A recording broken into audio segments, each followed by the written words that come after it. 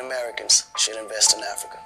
Well, my investments in Africa, I can say, probably started around 2004. Shortly after my Locked Up album, I said to myself, okay, I don't want to be that artist who was just a one-hit wonder. So the little money I make right now, let me start buying some real estate. Honestly, I thought Africa was the best place for future investment, mainly because it was still underdeveloped. I kind of racked up, thousands and thousands of acres of land just by the water, seafront property. And I always felt like, the greater the risk, the greater the reward. Senegal was one of the first choices to invest in because I was home, I had family there. The most popular one, I would say, is the Akon Lighting Africa, which is my energy company.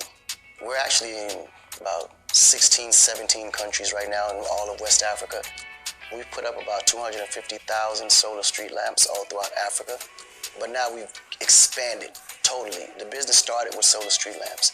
Now we're actually doing solar grids.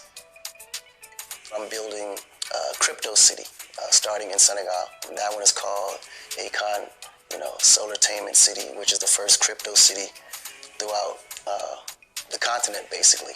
Right now, we got about 54 countries. Every single country in Africa has its own dollar or has its own currency. But the problem is none of the currencies are stable.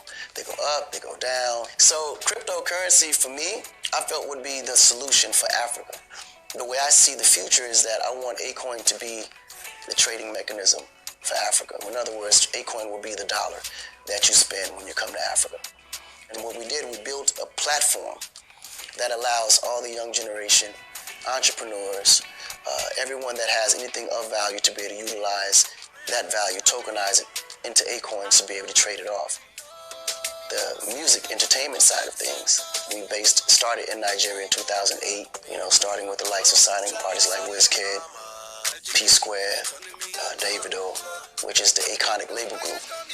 This is actually 4 different labels, 4 different genres, and it's a global imprint.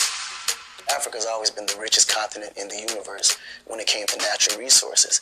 So there's no reason why Africa should be in the position that it's in right now. I remember telling everyone that, we have a lot of resources. As you know, all the prime resources that's developed every major country are resources coming from Africa. Because when I say resources, I mean natural resources. I'm talking about human capital, history, knowledge, marketing.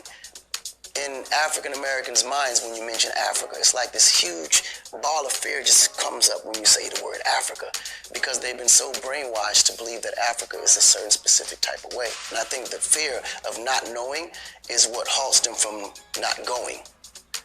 When you look at Africa from every angle, could clearly be that we have the capability, we have the strength, we have the manpower, and collectively we actually have the funding.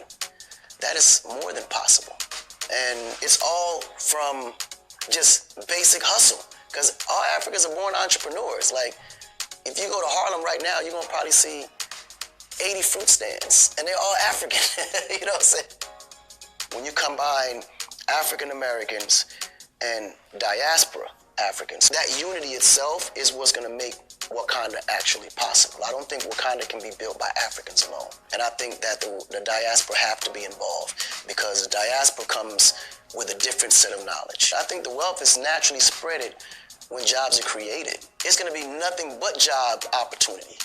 And that's from every industry, from education, health, infrastructure, energy, agriculture, you name it. This is our chance to start fresh. I just don't see why we